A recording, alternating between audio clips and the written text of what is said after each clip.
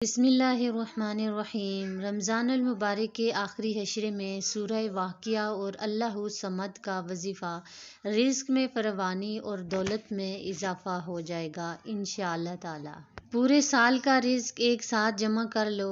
رمضان کا خاص عمل جو سورہ واقعہ اور اللہ تعالی کے اسم مبارک یا صمد کا ہے، بڑی سے بڑی درپیش حاجت، چاہے اولاد کی ہو، چاہے رزق کی ہو، یا ہر کام میں رکاوٹوں کے خاتمے کے لیے یہ عمل کرنا چاہتے ہیں، نہ صرف اس کی برکت سے اللہ تعالیٰ آپ کو بہت زیادہ رزق سے نوازے گا، بلکہ اللہ تعالیٰ آپ کو اولاد کی نعمت سے بھی نواز دے گا۔ یہ عمل خاص طور پر رزق کے حوالے سے ہے، برکت کے حوالے سے ہے۔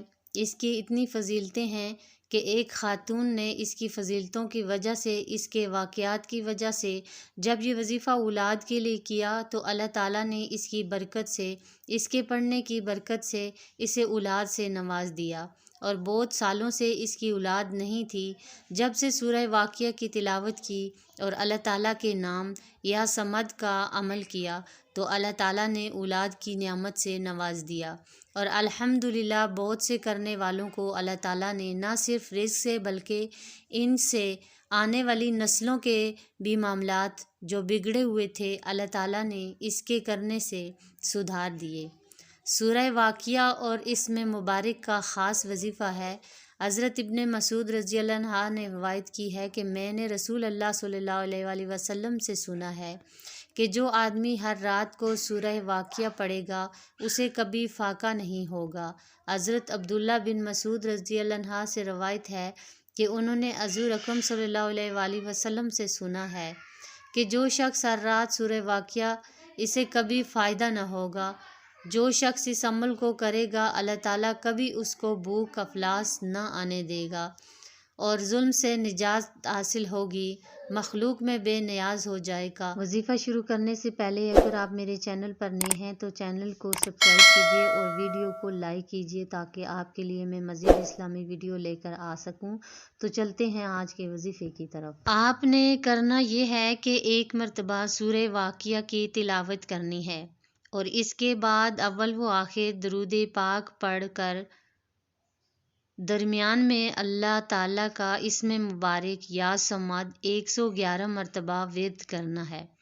پھر یہ عمل کرنے کے بعد آپ نے سجدے میں سر رکھ کر اپنے پروردگار عالم سے اپنے گناہوں کی معافی طلب کرنی ہے اور اپنی دعا کرنی ہے۔ انشاءاللہ آپ کی ہر حاجت، ہر دعا ضرور پوری ہوگی۔ اپنے لیے دعائیں کیا کریں اور دوسروں کو بھی دعا دیا کریں۔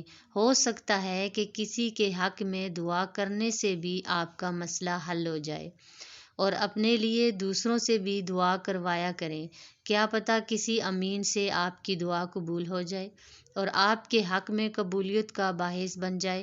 ہر وظیفے میں انسان کے لیے کوئی نہ کوئی بلائی ضرور ہوتی ہے، تو ہمیں کوئی بھی وظیفہ ہے اس کو کامل یقین کے ساتھ کرنا چاہیے تاکہ ہمیں اس وظیفے کے مقصد کو حاصل کرنے میں آسانی ہو سکے۔ وظیفے کو بتائے گئے طریقے کے ساتھ کرنا ہے، انشاءاللہ آپ کی تمام پریشانیاں دور ہو جائیں گی۔ اگر آپ کو اس وظیفے کی سمجھ نہیں آئی تو آپ اس ویڈیو کو دوبارہ دیکھ سکتے ہیں۔ محترم ناظرین، یہ چھوٹا سا وظیفہ ہے، بہت ہی خاص اور مجرب وظیفہ ہے۔ آپ نے اس وظیفے کو لازمی کرنا ہے، اور جس طرح طریقہ کار بتایا ہے اسی طریقے سے آپ نے اس وظیفے کو کرنا ہے۔